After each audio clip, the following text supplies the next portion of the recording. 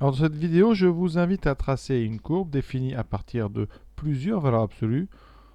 Donc évidemment, j'espère que vous avez essayé de le faire. Moi, je passe tout de suite à la correction. Alors pour faire ce genre d'exercice, rien de difficile. On va tout d'abord faire un tableau de signes dans lequel on va noter le signe de chacune des expressions qui sont à l'intérieur des valeurs absolues. Et ceci dans un seul grand tableau.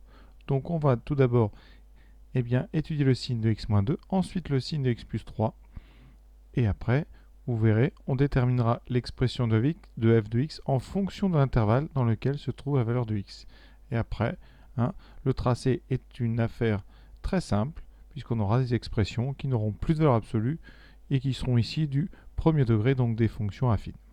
Voilà, donc on a besoin des signes de x-2 et x plus 3. Alors, pour les signes, il faut savoir où les deux expressions s'annulent. Alors, x-2, on l'écrit.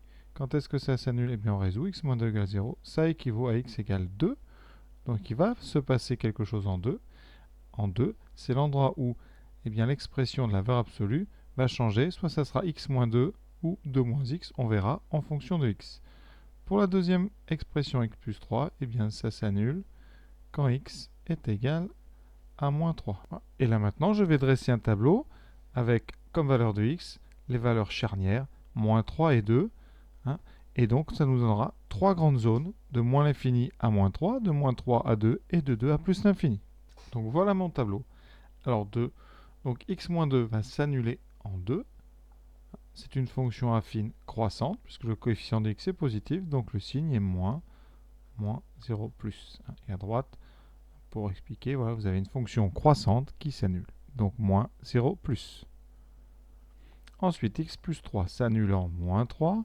C'est de même que x moins 2, une fonction affine croissante. Donc vous avez une forme de courbe ascendante avec les moins d'abord, le 0 et le plus. Donc ici, vous aurez moins, plus, plus. Donc voici déjà nos deux signes. Maintenant, avec ces signes, on a appris à trouver l'expression de valeur absolue de x moins 2. On sait que la valeur absolue rend positive. C'est-à-dire, ce qui est déjà positif, elle n'y touche pas. Donc là, quand x-2 ici est entre 2 et plus infini, il est positif. Donc la valeur absolue n'a aucun effet. On va réécrire x-2. Et quand x-2 est négatif, c'est-à-dire dans les deux autres colonnes, la valeur absolue va multiplier par moins 1, va donc transformer valeur absolue de x-2. Ça sera moins x plus 2, c'est-à-dire l'opposé de x moins 2. Et on sait ici qu'en 2, les deux expressions se rejoignent et valent toutes les deux 0. Pour x plus 3, c'est la même chose, le même phénomène, mais évidemment autour de moins 3. Donc, dans les deux colonnes ici, vous avez des plus, la valeur absolue ne sert à rien. Donc, l'expression de x plus 3, c'est tout simplement x plus 3. Et dans la première colonne, comme l'expression x plus 3 est négative, la valeur absolue d'x plus 3, c'est l'opposé, c'est-à-dire moins x moins 3. Et vous avez ici le point de concours des deux formules qui valent toutes les deux 0 quand x égale à moins 3. Donc maintenant, on va avoir l'expression de f en fonction de l'intervalle. Dans le premier intervalle, de moins l'infini à moins 3, la première valeur absolue vaut moins x plus 2.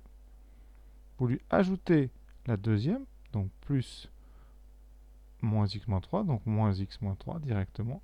Et ensuite, vous avez ce moins 4 qui était dans la formule dès le début. Ça veut dire que dans cet intervalle, la fonction, c'est tout simplement moins 2x, ensuite 2 moins 3 moins 4, ce qui fait 2 moins 7, donc moins 2x, moins 5.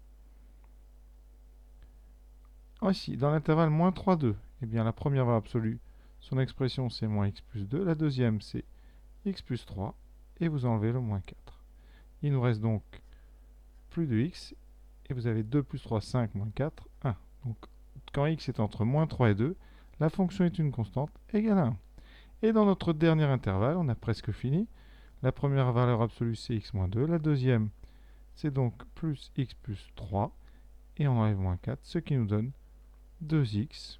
Ensuite, moins 2 plus 3, plus 1, moins 4, moins 3. On a donc 3 fonctions affines différentes. On va donc tracer 3 parties de courbe différentes qui vont se rejoindre en moins 3 et 2. C'est-à-dire qu'ici, si le calcul a bien été fait, au niveau des deux traits ici en moins 3 et 2, les deux formules doivent coïncider. La preuve, c'est qu'ici, si je remplace ici x par moins 3, j'obtiens moins 2 fois moins 3, moins 5, qui fait 6 moins 5, et ça donne bien 1. Et donc on rejoint en fait la formule du milieu. Et ici, quand x est égal à 2, eh bien 2 fois 2 moins 3, ça donne 4 moins 3, ça donne bien 1, ça rejoint. Donc vous aurez une fonction qui va se tracer en un trait de crayon, c'est-à-dire une fonction continue. Donc maintenant je vais passer au tracé. Donc les parties de courbe faciles à tracer, eh bien c'est sur l'intervalle moins 3. Donc on va fermer en moins 3 et 2. 1 et la fonction f de x est égale à 1. Donc c'est facile.